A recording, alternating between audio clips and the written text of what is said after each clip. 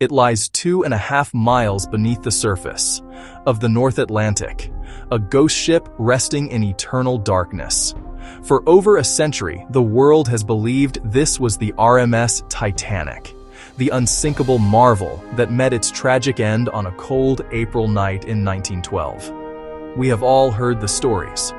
We have all seen the images of its grandeur, its decay. The ship has become a legend, a cautionary tale of hubris, a frozen moment in time. But what if that legend is built upon a monumental deception? What if the ship at the bottom of the ocean is not the Titanic?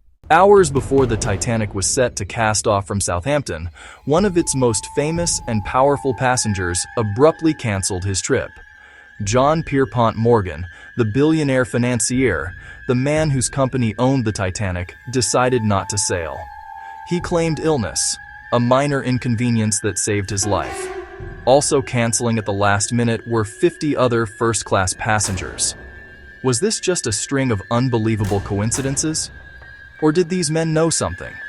The theory proposes a motive as old as time itself: money.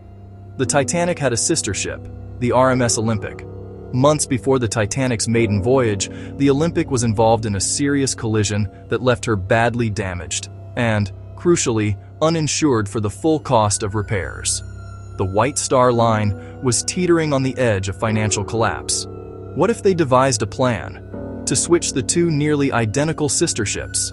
This wasn't just a tragedy. If the theory holds true, it was the perfect crime.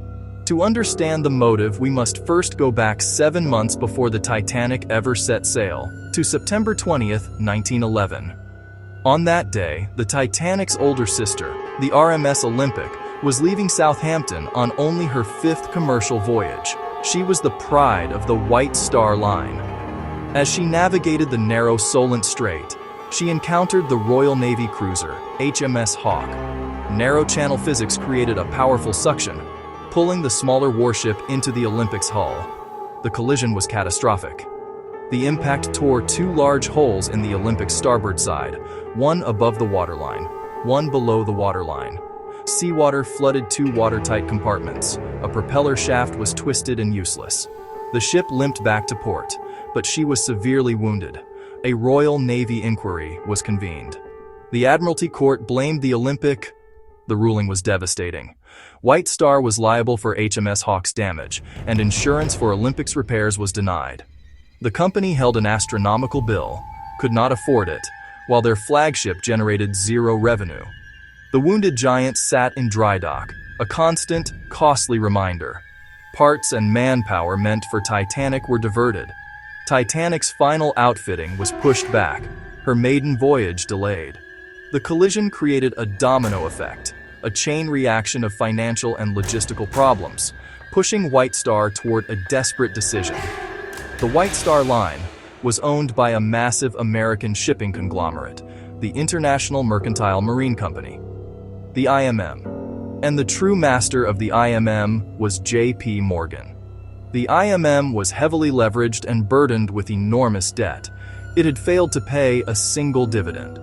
It was a financial house of cards. Then the Olympic disaster hit, threatening to bring the whole thing crashing down. White Star was bleeding money. They had a badly damaged, unprofitable ship, a massive liability.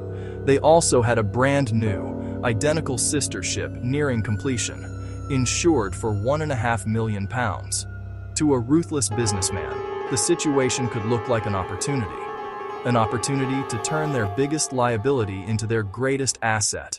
The heart of the alleged switch lies in the cold industrial clamor of the Harland and Wolff shipyard in Belfast, Ireland. In early 1912, it presented a unique scene.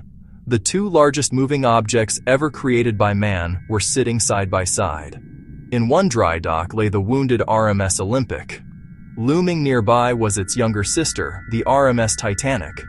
To the conspirators, it was the perfect stage for a grand deception. It would have required a small, dedicated team of trusted workers sworn to absolute secrecy.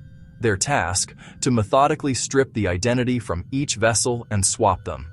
This wasn't just a matter of repainting a name on a hull. Ship's bell, nameplates, branded dinnerware, stored deep within their holds. It was a shell game on a gargantuan scale. The most famous piece of physical evidence is the number of portholes on forward sea deck. Photographs of the Olympic during early voyages show 14 evenly spaced portholes. For the Titanic show, 16 portholes. Now, look at the photographs. The ship that sailed from Southampton on April 10, 1912.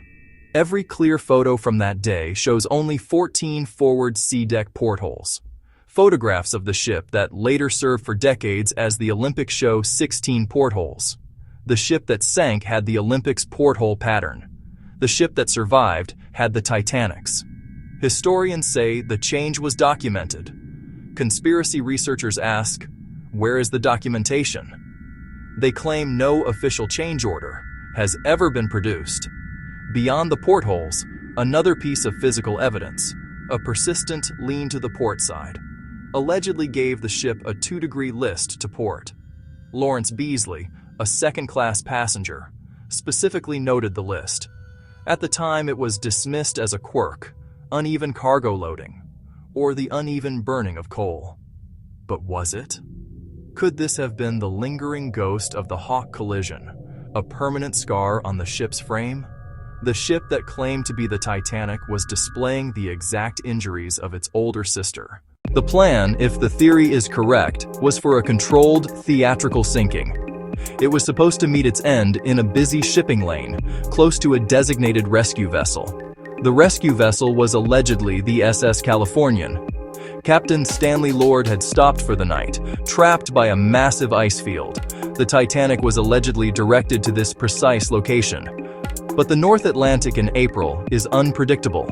The ship encountered not a small, manageable floe, but a colossal iceberg. The collision at 11:40 p.m. on April 14, 1912, was not the gentle bump they imagined. It was violent, catastrophic, fatally compromising 6 of 16 watertight compartments. The ship was built to survive 4 flooded compartments, not 6. The wound was mortal. The plan for a slow, controlled sinking evaporated instantly. The ship was now dying too fast. There was no time for an orderly evacuation. There was only chaos.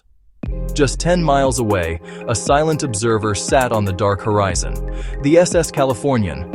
They saw it fire white rockets into the sky. Captain Lord was woken repeatedly and did nothing.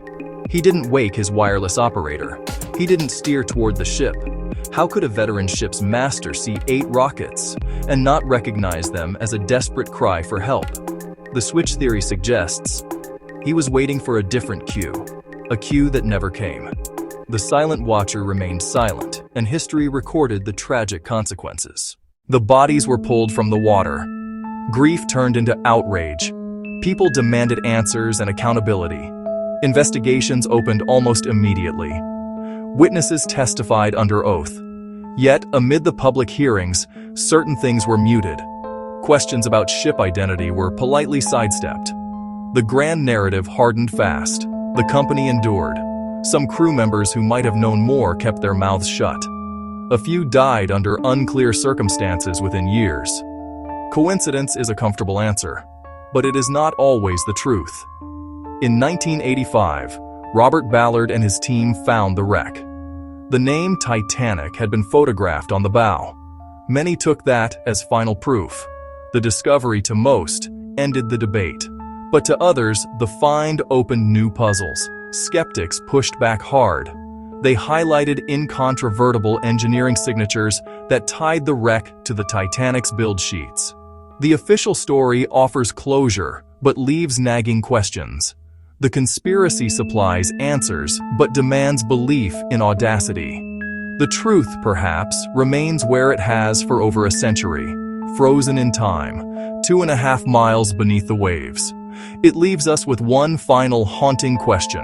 When history is written by the powerful, how much of the truth is left at the bottom of the ocean?